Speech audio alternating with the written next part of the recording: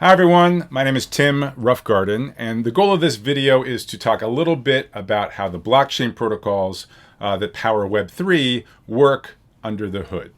Now, that probably sounds like a pretty technical video, and it's sort of a technical video, but it's really for non-technical people. I'm certainly not going to assume that, for example, that you know how to program. I'm not going to assume that you have any computer science background at all.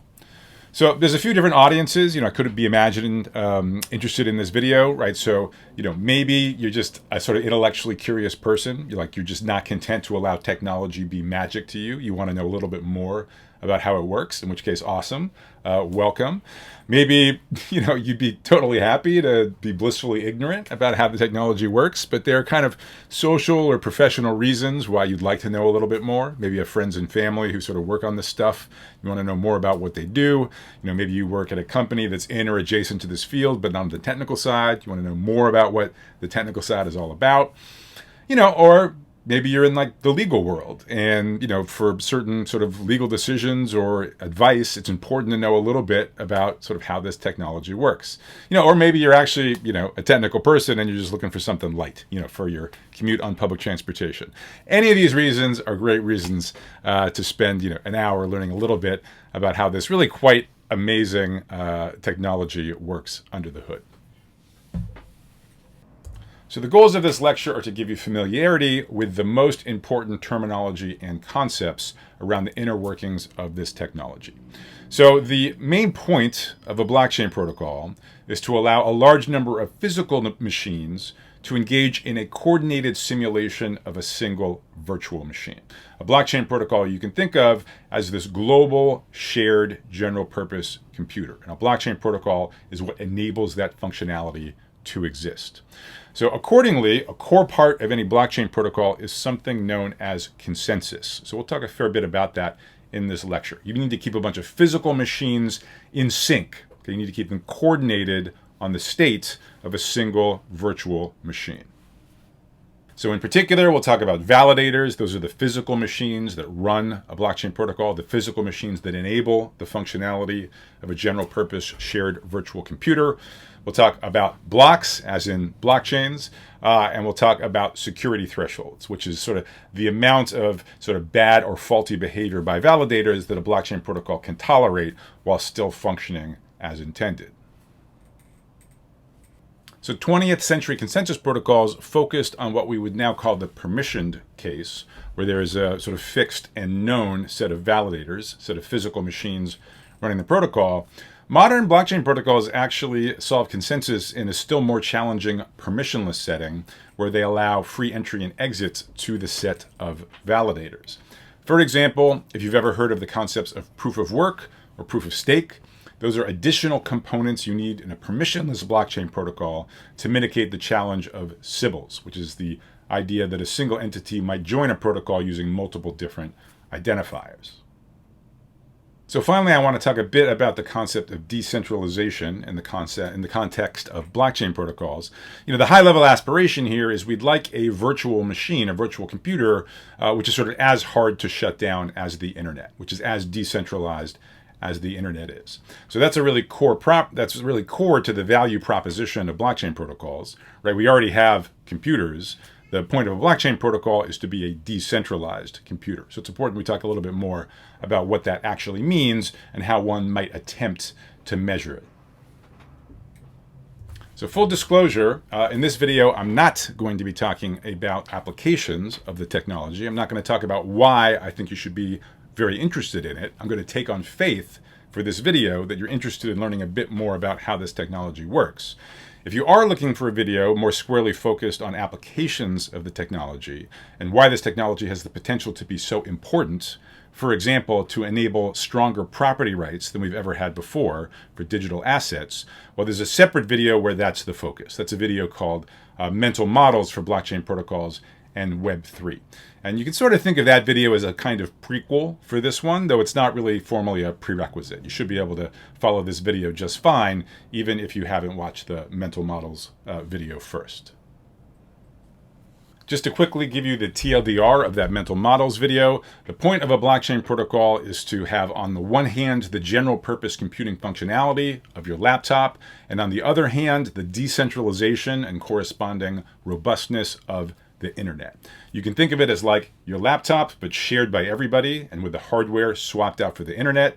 Or if you prefer, you can think of starting from the internet and then trying to build a virtual machine on top. The point of a blockchain protocol is to enable this decentralized virtual machine. Said another way, if we think of the internet as global shared infrastructure for communication, for data dissemination, then the point of a blockchain protocol is to have global shared infrastructure for computation. So for data processing, not merely data dissemination. And if you remember only one thing, remember that blockchain protocols and Web3 are a general purpose technology. The same way your laptop is a general purpose technology. Photoshop is one specific thing you can do with it, but you can do a lot of other things as well. Email is one thing you can do over the internet, but you can do a lot of other things as well. Cryptocurrencies are one thing you can do with Web3 technology, but you can do a lot of other things as well. So let's begin with some important terminology. So a blockchain protocol is run by a bunch of physical machines, and it allows them to, in a coordinated way, simulate a single virtual machine. The name for those physical machines running the blockchain protocol, there's a few different names, but the most common name is we call them validators. So maybe a good analogy would be, think about the web, right? So there's tons and tons of physical machines called web servers, right, all over the world. They're running software that supports some protocol like HTTP, and you can think of the web as sort of the product of the combined efforts of all of those web servers.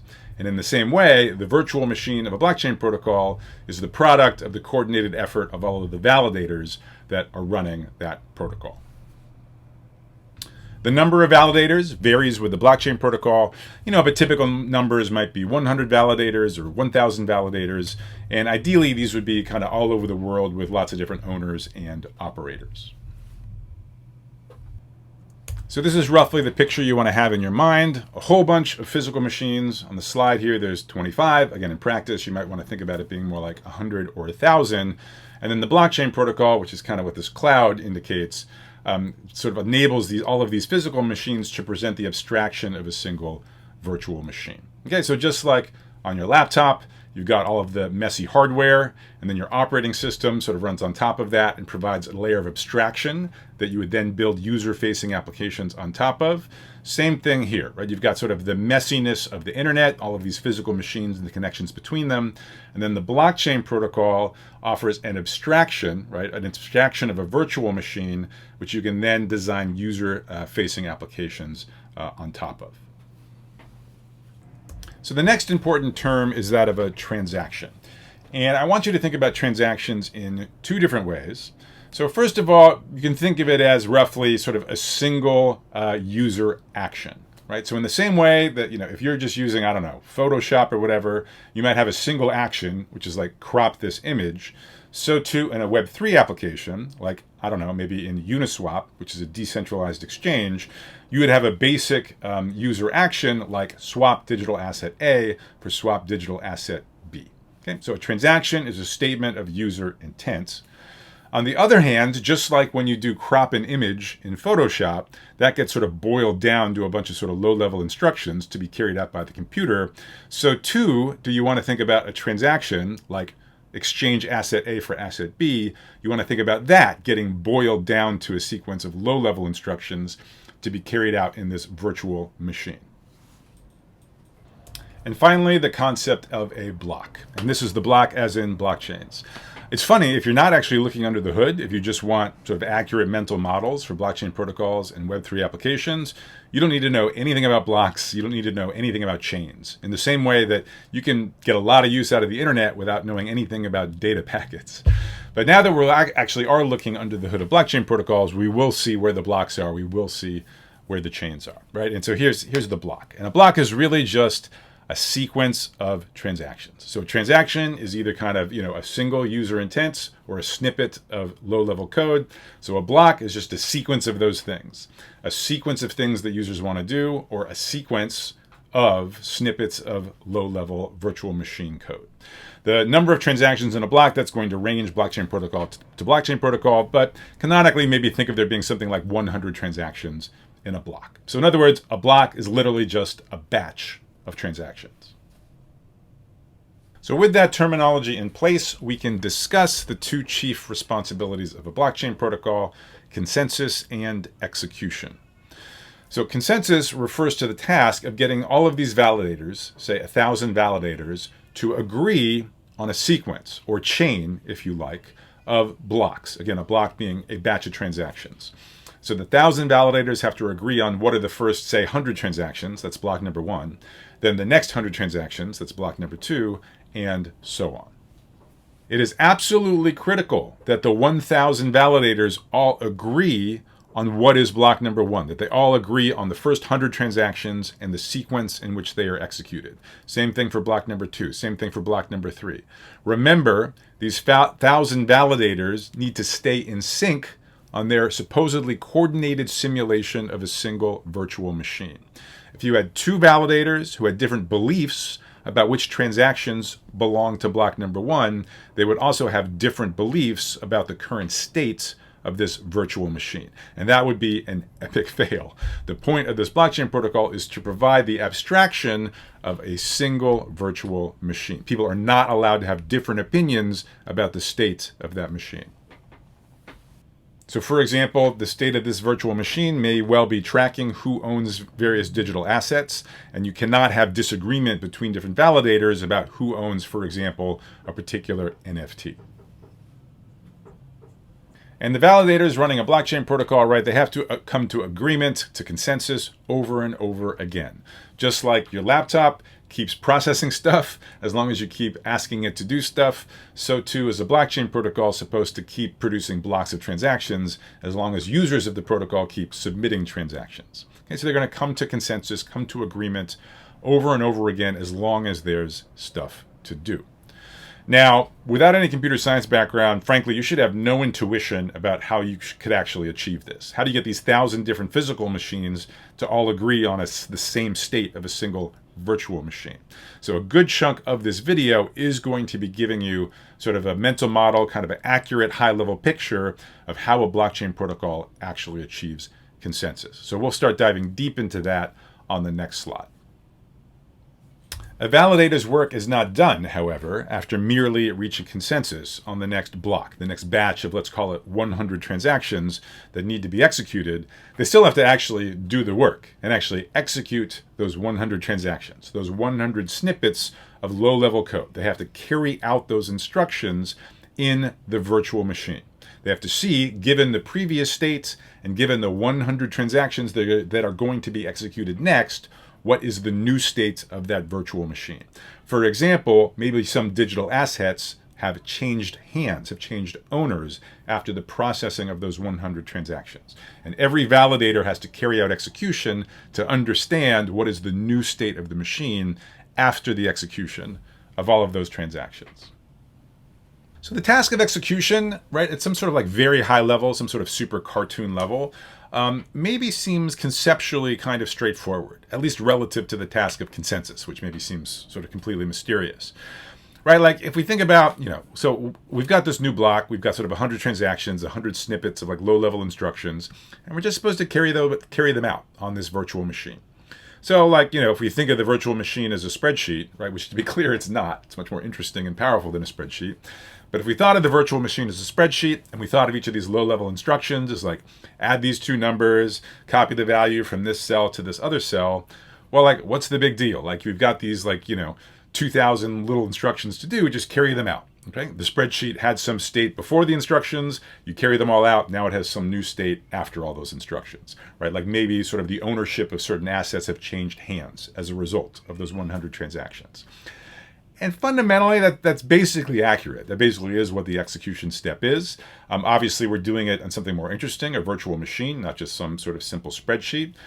Also, in practice, one doesn't do it naively. There's a lot of really interesting and difficult engineering work that goes into doing execution super fast. And some of the more recent generations of blockchain protocols have some really great ideas about how to do this well. But at the very high level of this video, you probably have now a reasonably accurate conceptual understanding of the execution part of a blockchain protocol. And for that reason, I'm not going to say anything more about it. Consensus may seem quite opaque and mysterious, so I'll have quite a bit more to say about it starting right now. Moving on to our deep dive on consensus. Okay, admittedly not that deep, but given this is an hour-long non-technical video, relatively deep dive on consensus.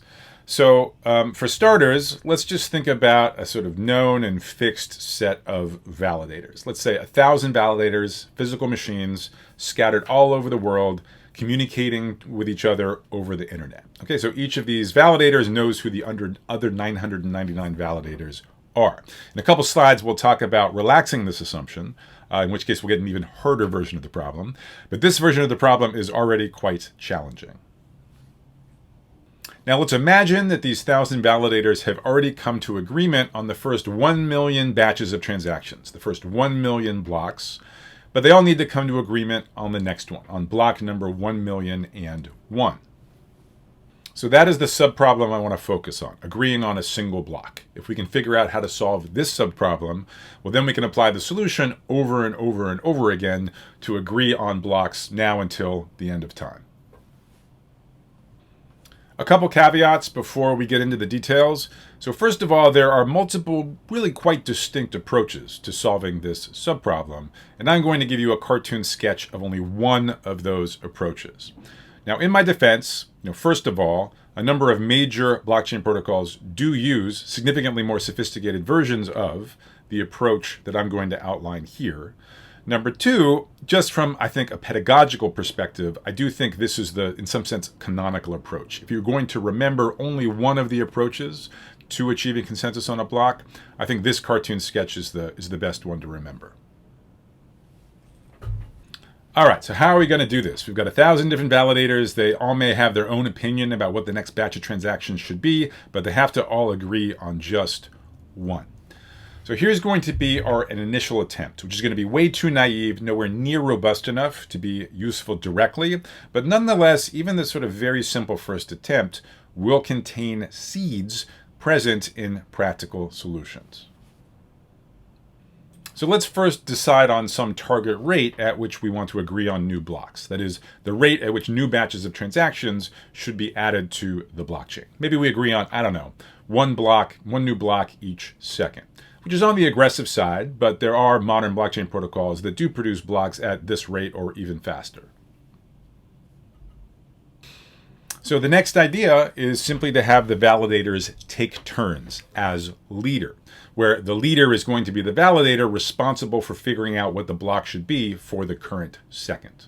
Okay, so if in a given second, validator number 17 is the leader, then in the next second, it's going to be validator number 18 that's the leader, a second after that, validator number 19, and so on. When it's your turn, if you're a validator and it's your turn as the leader, well then you propose whatever the corresponding block should be. So you scan over all of the transactions that you're aware of that users have submitted. You pick whichever ones you want, up to, let's say, at most 100, and then you sequence them however you like, and then you notify all of the other validators of your decision. Okay, so the other 999 validators, you know who they are, you can reach them over the internet, so you just send out 999 messages informing all of them of your decision. As leader of this second, you inform them of your decision of what the block is corresponding to this second. So as I said, this is a reasonable starting point, but nowhere near robust enough to qualify as a solution to consensus. So what, in a practical context, could go wrong with this simple solution? Actually, a bunch of things could go wrong, right? So one thing is just physical computers, right, sometimes crash or just are unresponsive for any number of reasons. So if the current second's leader is validator number 17, and that physical machine happens to be unresponsive and fails to actually propose a block to the other 999 validators, what's supposed to happen next? Now, a totally reasonable response to this objection would be, all right, good point, but come on, like this doesn't seem like that big a deal, right? So if we're trying to all agree on block 1,000,001 and validator number 17 was supposed to propose it, and we don't hear from validator number 17, well, then we assume that they went offline or crashed or whatever, and we try again, right? So the next second, now validator number 18 is the leader, and now they get to propose what block number 1,000,001 should be.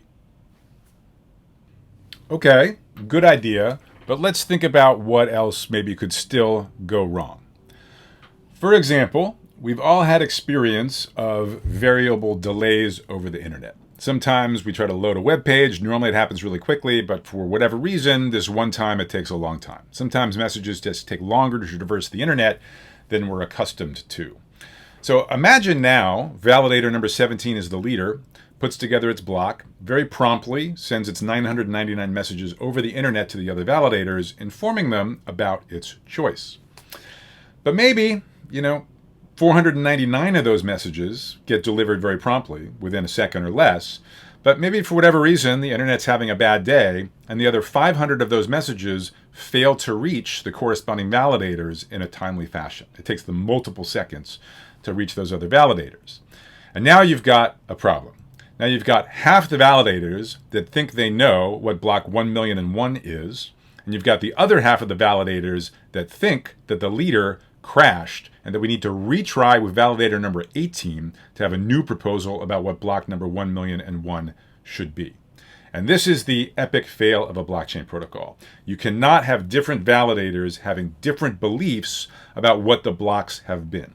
That would mean they have different beliefs about which transactions should have been executed in the blockchain's virtual machine, which will mean that they will have different beliefs about the current state of that virtual machine, which then may mean they have different beliefs, for example, about who owns which digital asset, right? If validator number 17's block included a transfer of a digital asset from Alice to Bob, the validators that received that block on time will think that that asset is now owned by Bob. They'll think that the transfer actually happened. The other half of the validators will think that that asset is still owned by Alice. They will not have seen that transfer. And that we absolutely cannot have. We cannot have disagreement between validators about who owns what, or more generally about the states of the virtual machine. The validators must stay in sync. So things can go wrong if the communication network, meaning the internet, doesn't behave as intended. But actually, even if the internet's working just fine, things can also go wrong if the leader doesn't behave as intended.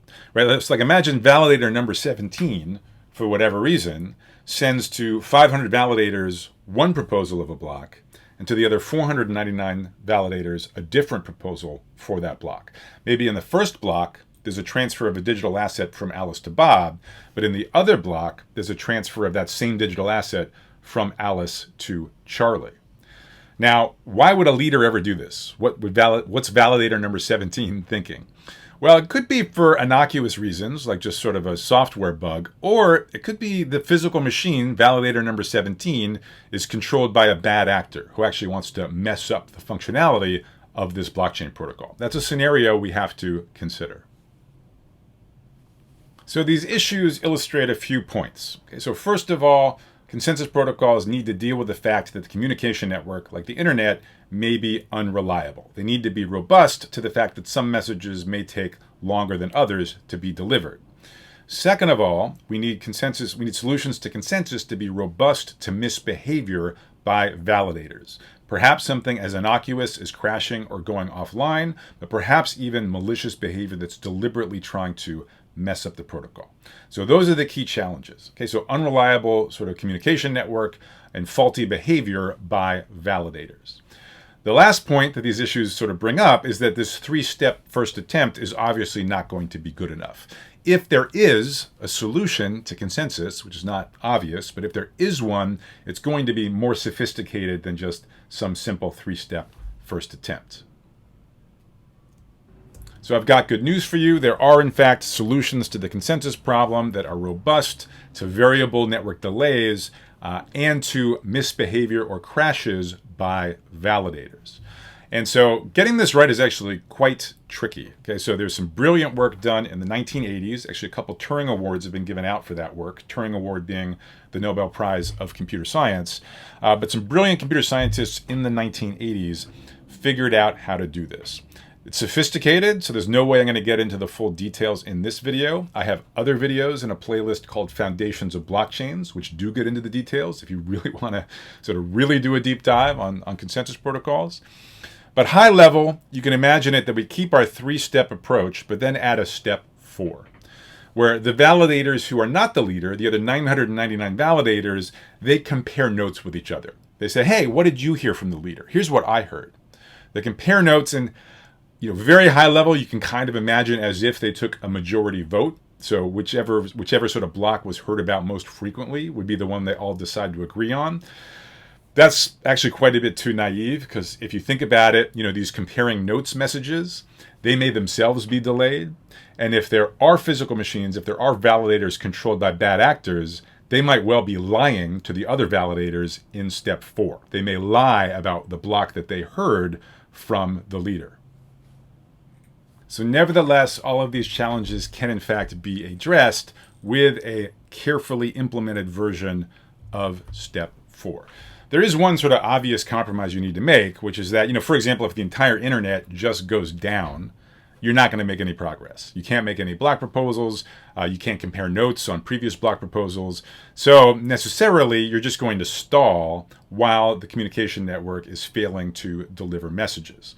Okay? But the good news is the following. First of all, these consensus protocols do ensure that there are no inconsistencies ever. Remember, that was the epic fail we were trying to avoid. It will never be the case that different validators have different beliefs about the state of the virtual machine. They will never have different beliefs, for example, about who owns what. And that's true even if the internet goes down for long periods of time.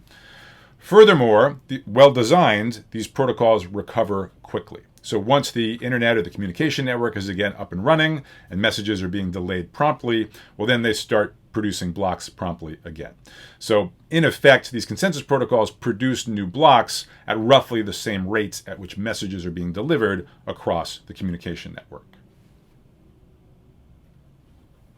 So that, at a very high level, is how a typical blockchain protocol might fulfill its responsibility for consensus, keeping all of the validators in agreements about what the sequence of blocks has been, exactly which transactions have been executed in the virtual machine.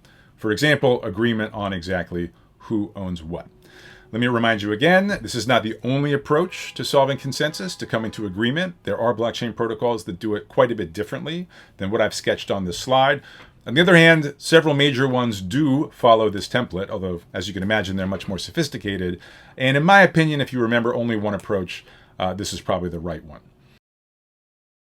To recap the approach, the validators take turns as leaders. It is the leader's responsibility to propose what the next block should be. So they will send messages to all the other validators with their proposal. Now, it's all of the validators' responsibility to avoid getting confused, to above all else agree on a block.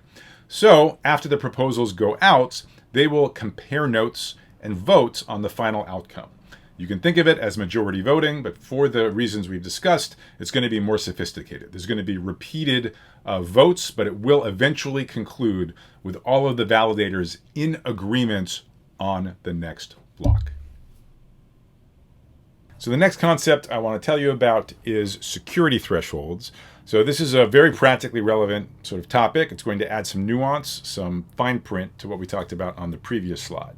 Right? Because on the one hand, we said we wanted solutions to consensus that never suffer from inconsistencies. Right? You never have validators with different opinions about the state of the virtual machine. On the other hand, we also said we need to be ready for the scenario in which a physical machine is controlled by a bad actor. So you think about that a little bit and you're like, wait a minute. What if all 1,000 validators are controlled by bad actors, right? How then could we expect there to be any guarantees of this protocol whatsoever? And that's correct intuition. And so that's going to lead us to the idea of a security threshold, which is how many of the validators need to be doing their job correctly in order for us to enjoy the guarantees on the previous slide. For example, that you'll never have inconsistencies between different correct validators. So to get a feel for this, let's think about two extremes.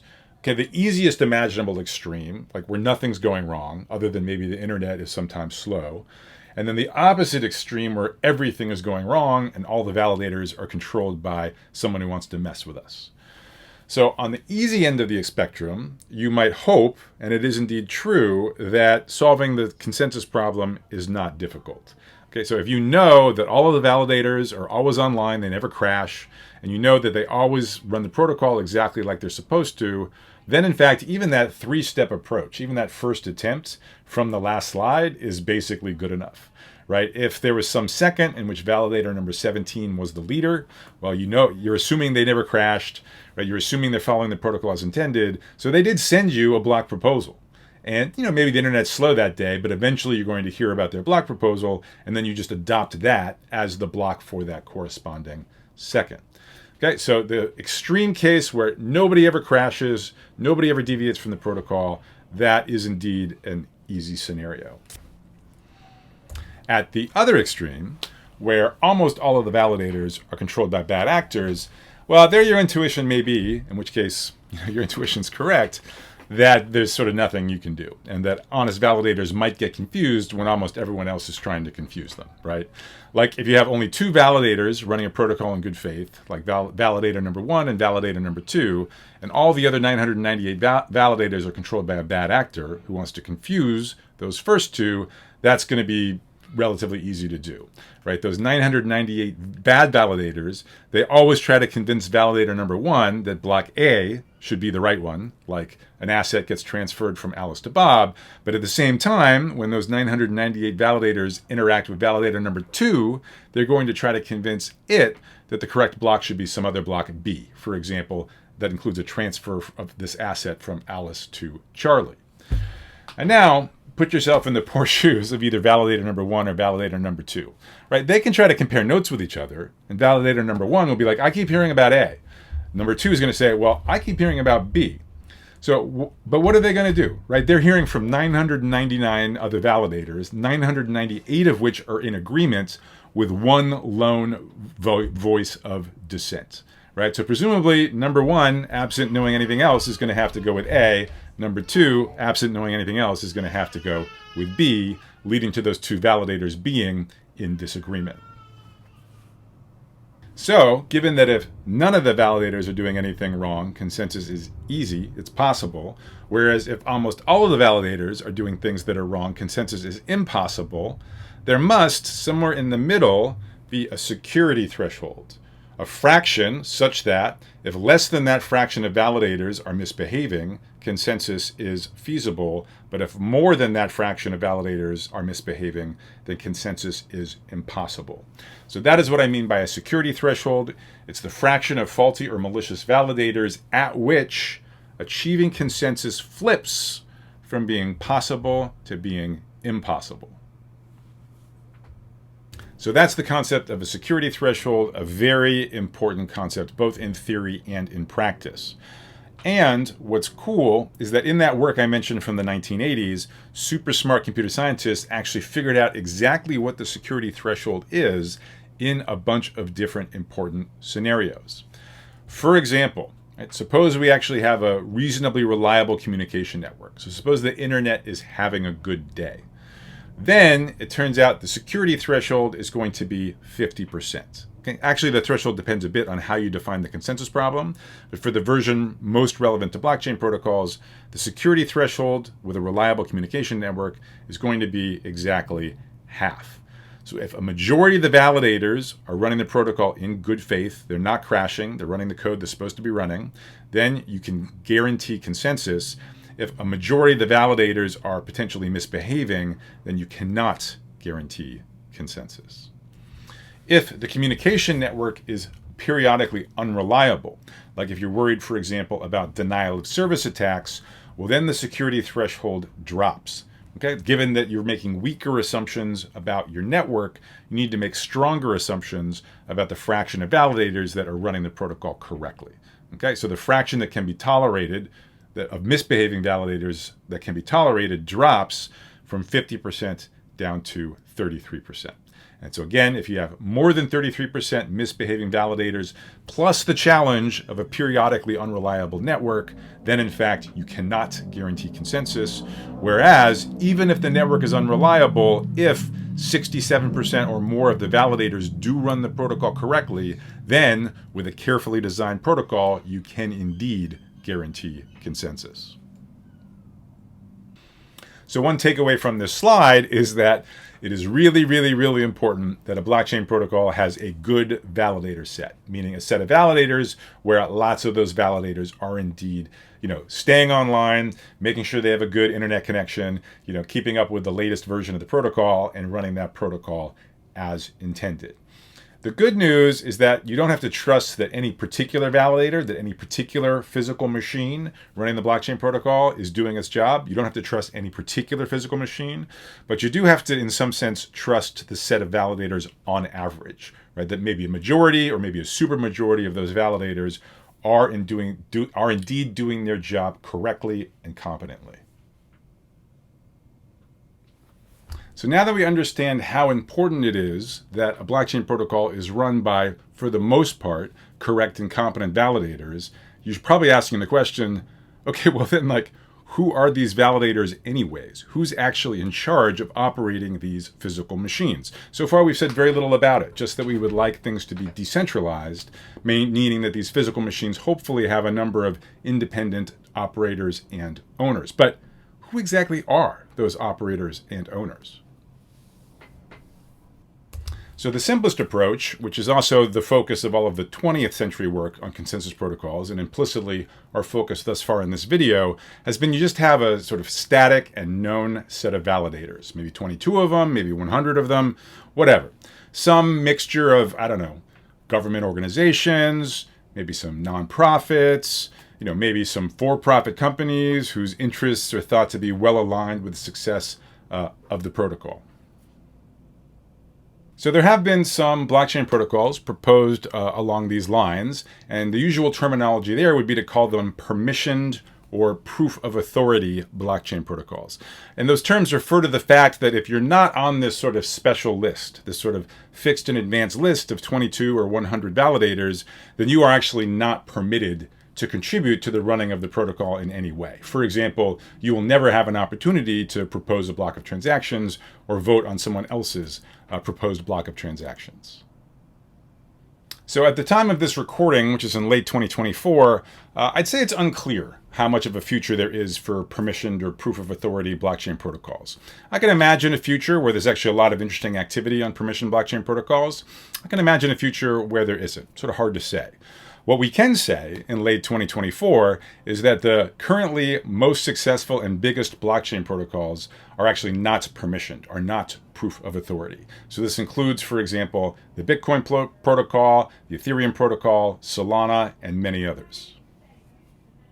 For example, one thing that's pretty wild is you could right now pause this video, go download some free software onto your laptop, and contribute to the operation of the Bitcoin protocol, despite the fact that the Bitcoin protocol has no idea who you are and has been happily running without you for the past 15 plus years.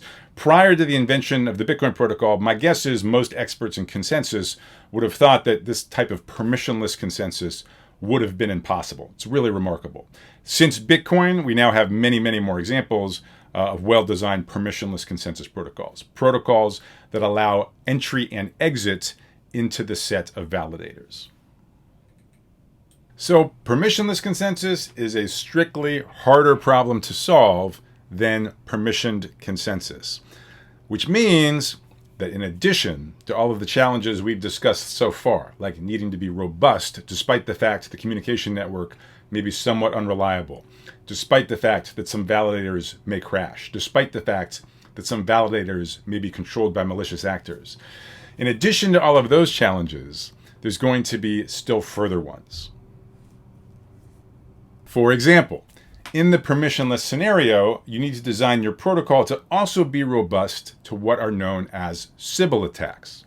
So what's a Sybil attack? That's when you join a protocol multiple times under different names, using different identifiers, right?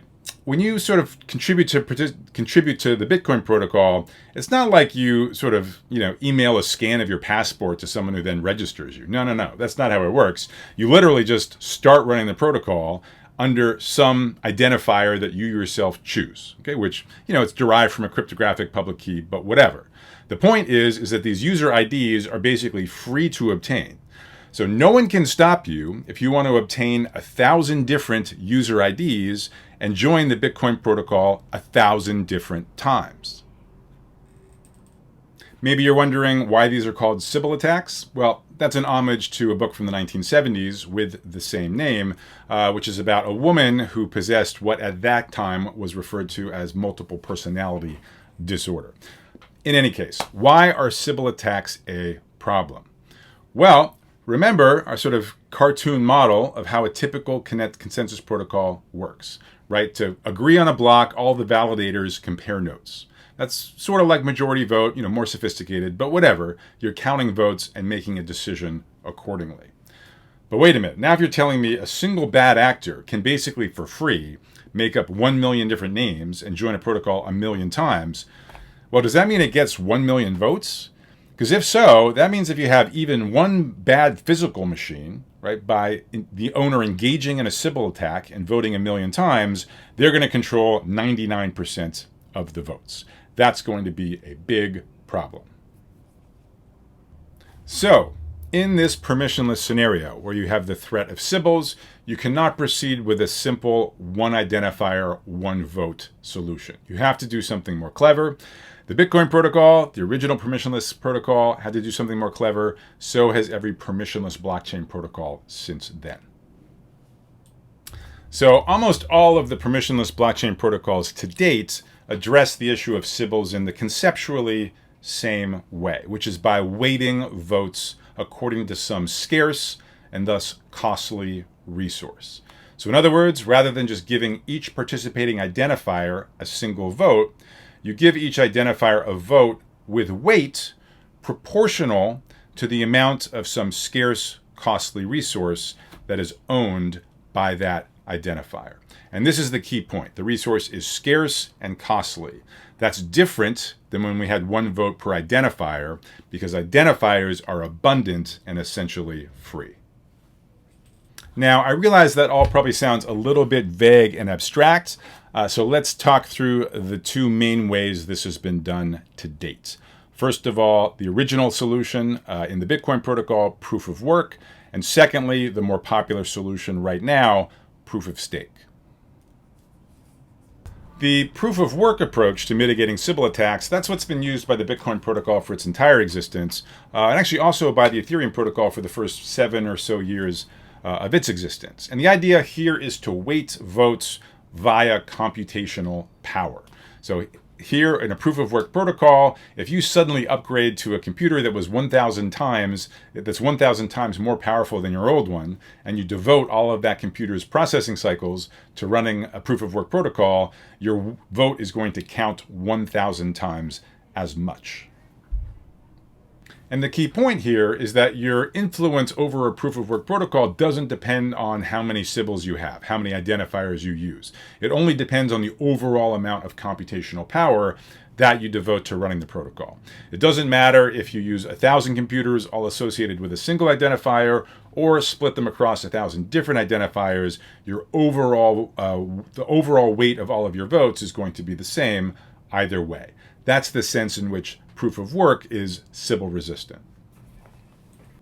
So in a proof of work protocol, there's really no incentive to increase the number of identifiers that you use. There may be an incentive to increase the amount of computational power, or also called hash rates, that you devote to the protocol, if that's something you're interested in doing. And so if you have a really big sort of valuable proof of work protocol like Bitcoin, you will find that a tremendous amount of computational resources are being devoted to it, and accordingly, quite a bit of energy usage. In the case of Bitcoin, comparable to a small country. So that's not going to be the case for the other approach to Sybil resistance proof of stake that we'll talk about next. In proof of work protocols like Bitcoin, you still have a security threshold, sort of a fraction, where achieving consensus flips from being possible to impossible. It's just that, unlike on the last slide, where the security threshold was phrased in terms of the fraction of validators that could be misbehaving in some way, in the context of a proof of work protocol, the security threshold is in terms of the fraction of computational power that may be misbehaving in some way.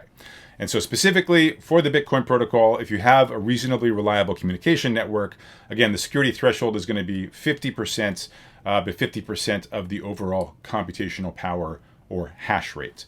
So if 51% of the computational power devoted to running the Bitcoin protocol is doing so correctly and competently, then that protocol guarantees consensus.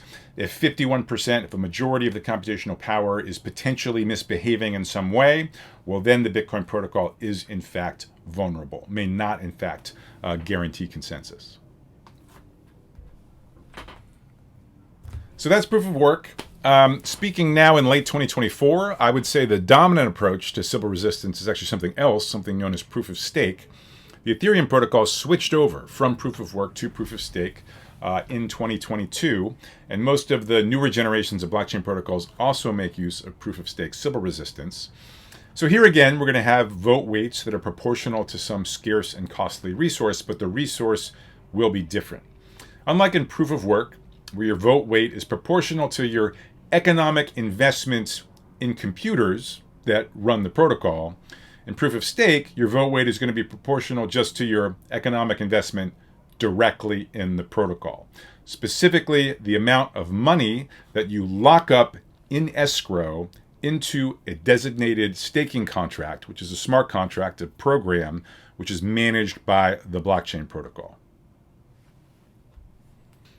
That money, that capital that gets locked up in escrow, that's typically going to be in the blockchain protocol's native cryptocurrency. Like in the Ethereum protocol, you lock up ETH, which is the cryptocurrency managed by the Ethereum protocol. You could imagine a design that used USD denominated stablecoins or something like that instead, but typically proof of stake protocols use stake in the native cryptocurrency. So proof of stake protocols, they're going to have their own security thresholds. And what's going to be relevant is not sort of the number of identifiers that are misbehaving. It's going to be the fraction of the overall stake which is misbehaving. So, for example, if we wanted a protocol that was going to function properly, even if you have a periodically unreliable communication network, that's where you have that 33% threshold, then the guarantee is going to be that as long as less than 33% of the stake is misbehaving in some way, as long as 67% or more is behaving correctly and competently, then a well-designed protocol is going to guarantee consensus. Whereas if you have an unreliable communication network and 34% or more of the stake may be misbehaving in some way, then in fact it is impossible to guarantee consensus. So that brings me to the final topic that I want to discuss in this video. It's a super important but also tricky to discuss topic, namely decentralization. And let me warn you at the outset, a lot of blood and ink has been spilled over exactly what this word means. Ask 20 blockchain experts how to define decentralization. I'm guessing you'll get roughly 42 different answers. So super high level, we're thinking of a private company as something that is centralized, right? There's a CEO that potentially has a lot of power over what happens with that company, and also has, potentially kind of a lot of private information that the general public doesn't have about what's going on at that company. On the other side, we think of the internet as being sort of at least reasonably well decentralized, right? You can't call up the CEO of the internet. Sure, some people have more power over the internet than others, but the bottom line is the internet is really the product of sort of implicit coordination by lots of different independent parties. It would be very difficult for one or a small group of people to really sort of materially damage the functionality of the internet for any kind of prolonged period of time. So let me then suggest the following initial definition of what it means for a blockchain protocol to be decentralized. It should be, realistically infeasible for any actor or sort of small number of actors that might realistically be able to collude to really materially interfere with the blockchain protocol's functionality. In a similar way that, if you really wanted to mess up the internet for a really long period of time, it's not at all clear how one actor or a small number of actors could possibly pull that off. So if you're going to remember just one sentence about what decentralization means, roughly, in the context of blockchain protocols, I think this is a perfectly reasonable sentence to remember. But let's spend a few more minutes on this topic, going a little bit deeper. How would we define this concept a little bit more precisely? How would we sort of attempt to measure it? And I want to go deeper for 3 different reasons. So first of all, decentralization is absolutely crucial to the value proposition of this technology, okay, to blockchain protocols and the applications built on top of them. For example, one of the great promises of blockchain technology is to enable stronger property rights for digital assets, more meaningful notions of ownership for things that we buy or create in the digital realm. Intuitively, if we have a computer in the sky, if we have a shared virtual machine, there can be a spreadsheet on that virtual machine that keeps track of who owns what. But this vision makes no sense unless the blockchain protocol, which is providing the virtual machine, is decentralized. Because what we definitely do not want is one or a small group of actors to have control over the contents of this spreadsheet or who is able to update it. Right? That is not how things work for our physical possessions. If I want to give a friend of mine a bottle of whiskey, I just give him a bottle of whiskey, right? There is no actor or small group of actors that's in a position to block me from doing that. So meaningful ownership really boils down to having a blockchain protocol that is decentralized. So second, and admittedly, this is more speculative, I think it's very possible that the way blockchain protocols ultimately wind up getting regulated may depend in some way on the extent to which they are decentralized. For example, if you have a centralized private company, that gets regulated in a very different way than the internet. Both are regulated, but the approach to regulation is different because in the first case, you have particular individual actors like the CEO who have a lot of control over what happens, whereas again, the internet, there is no CEO. It's the product of coordination among a lot of different independent parties. Finally, let's do it just because we can. We've laid the groundwork already in this video, right? Even without watching this video, I could have told you this one sentence informal notion of decentralization currently on this slide, but we've talked about validators, we've talked about permission versus permissionless, we've talked about stake, we've talked about all of these concepts that allow us to talk about this concept in a somewhat deeper way. So let's go ahead and do it. So holding everything else equal, what are properties of a blockchain protocol that would give us more confidence that there is no actor or small group of actors that can materially influence the protocol's functionality? Well, for example, all else equal, the higher the security threshold, the better. Okay, so remember the security threshold is the amount of stake or computation or validators or whatever necessary so that consensus can be disrupted. So the higher that threshold is, the harder it is to interfere with the protocol's functionality. So next, all else being equal, more validators generally better for decentralization. One way to think about that is for a fixed set of bad actors. The bigger the validator set, the smaller the fraction of that validator set is those bad actors. So that's a good thing. All else being equal, generally more diversity among validators is viewed as good for decentralization. Diversity, of course, can mean many things, but for example, operating in different countries, different owners, different operators. The harder it is for bad actors to collude, the better for decentralization. Or if they are in a position to collude, the more likely it is that they'll be punished, and so they'll be deterred from colluding. The better that is for decentralization, the less likely it is that anyone will exert undue influence over the protocol's functionality. And finally, for proof of stake protocols, right, where the control over the protocol depends on the proportion of stake, you might really care about the stake distribution. So even if you have all of the other properties, if you just have a couple validators that have almost all of the stake, well, then that's not a very decentralized blockchain protocol. So you really want actually the protocol's native cryptocurrency to be decently well spread out over lots of different validators contributing to the protocol. So these are obviously just sort of qualitative ingredients that go into decentralization. You might wonder, okay, but what if you really wanted to kind of sit down and compare whether one protocol was more decentralized than another? And that's actually very, very difficult. There's a lot of people who would really like to do this well, but this is just challenging for a number of reasons. Right. So first of all, you can't even observe everything necessarily that's relevant to determining how decentralized a blockchain protocol is. But if you're talking about a proof of work protocol, that's really hard because you can't even tell who owns how much computational power. That's in some sense unobservable to the blockchain protocol. Now, if you have a proof of stake protocol, there at least the amount of stake controlled by each validator is recorded on chain. So that everybody can see. But remember, you can also have Sybils. Right? So you can have someone that actually owns an enormous amount of stake, but they create 1,000 different identifiers and split their stake uniformly across those 1,000 identifiers. So it looks like there are 1,000 people, none of which have that much stake, as opposed to one person who has a ton. So that's a way to disguise centralization through the use of Sybils. So that's a challenge that has to be overcome if you want to measure decentralization. Finally, there's the tricky issue of mining pools in proof-of-work protocols and staking pools in proof-of-stake protocols. You can think of these as almost like the opposite of a Sybil attack, where you actually have a bunch of different entities, independent entities, and they don't have much computational power or they don't have much stake, but they pool their resources together and act as one. Okay? And there's various reasons why there are incentives to do that. And there's a question then of, do you think of a pool for the purposes of decentralization? Is a pool sort of one monolithic entity, or is it really a bunch of sort of uncoordinated, independent, small entities?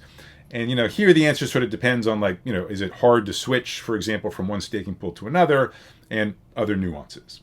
So I mentioned all of these is just you would really like to have concrete measures of decentralization, but it's actually very tricky to do it in a rigorous way. That hasn't stopped people from proposing lots of different numerical measures. And let me just mention what is probably the one you hear the most about. I'm not necessarily recommending this measure. This has issues. Frankly, all of the other measures that people have proposed also have issues. A bit of an open question about the right way to numerically measure decentralization. But again, just to give you the flavor of it, you will sometimes hear about the Nakamoto coefficient. And so that's defined as the minimum number of distinct parties that would have to collude in order to cross the security threshold, in order to interfere with the consensus functionality of a blockchain protocol. For example, if you're working with a proof-of-stake protocol that has a security threshold at 33% of the overall stake, the Nakamoto coefficient would be the minimum number of distinct parties that would have to pool resources so that they would collectively have more than 33% of the overall stake. Again, if you think about sort of Sybils and other issues, not necessarily easy to compute the Nakamoto coefficient, though that hasn't stopped people from trying. And if you sort of do some web searches, you will find estimates of the Nakamoto coefficients of different proof-of-stake protocols. Higher Nakamoto coefficients are better, right? The more people that would need to collude to mess things up, the more decentralized. What's a big Nakamoto coefficient? I mean, norms are still sort of evolving around this, but if you're at least in like the low double digits, that's a pretty good start. All right, time to wrap up. So let's go through the top 5 takeaways of this video. Takeaway number 1, what is a blockchain protocol? That is software that is run on a bunch of physical machines. Those physical machines are called validators, and that software lets those physical machines carry out a coordinated simulation of a single virtual machine. In other words, a blockchain protocol enables general purpose computing functionality. That is this virtual machine.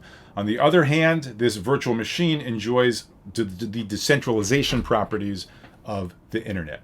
You can think of it as like your laptop, but shared. Everyone has an account, and you've swapped out the hardware in for the internet. Or if you prefer, start from the internet, build a virtual machine on top. That is the functionality that a blockchain protocol aims to provide. Remember, it's a general purpose technology, way more general than merely cryptocurrencies. The chief responsibilities of a blockchain protocol are, first of all, consensus. So there has to be a decision on what transactions get executed and in what order on this virtual machine. And then the second responsibility is execution. Once you've decided on the transactions, that is the code that needs to be executed in the virtual machine, you gotta actually do it. You gotta keep that virtual machine memory state up to date. Takeaway number 2, we talked about the hard problem of consensus. You've got thousands of physical machines, thousands of validators. They all have to agree on what's happening in a single virtual machine. How do you do that, especially given that the communication network may be unreliable and that some of the validators may be either incompetent or actually malicious? We talked about one canonical approach, not the only approach, but a canonical approach, which is the validators just rotate as leader in a round-robin schedule. When you're the leader, it's your responsibility to propose a block of transactions. And in any case, all of the validators are constantly comparing notes so that they avoid getting confused, so that they're always agreeing on the same batches of transactions to get executed in the virtual machine. Takeaway number 3 is this concept of the security threshold, which is the fraction of validators at which achieving consensus flips from being possible to impossible. So while you don't have to trust any given validator to be correct or competent, you do need to, in some sense, trust the set of validators to, on average, be correct and competent. And the security threshold tells you exactly what fraction of validators you need to be both correct and competent. Top takeaway number 4, this distinction between permissioned and permissionless consensus. Permission consensus already being quite difficult for the reasons discussed. Permissionless being the even harder version of the problem, which is actually the one solved by today's major blockchain protocols, where the validator set is not fixed, but can evolve over time, where you have free entry and exit into the validator set. In this permissionless scenario, you have to deal with Sybils, the idea that a single actor could participate many times under different identifiers. And so that means you need an approach to Sybil resistance like proof of work, where your vote weight depends on the amount of computational power you devote to the protocol, and proof of stake, where your voting weight depends on the amount of economic investment you put into the protocol. And the final top takeaway of the video, this absolutely essential concept of decentralization. And again, if you remember only one sentence about it, it means it should be logistically infeasible for one or a small number of actors to materially interfere with the protocol's operation. And this decentralization property, totally crucial to the value proposition of this technology. For example, to enable meaningful notions of ownership of digital assets, absolutely crucial that a blockchain protocol is decentralized. So that wraps up the video. Hope you've enjoyed it. I'll see you next time.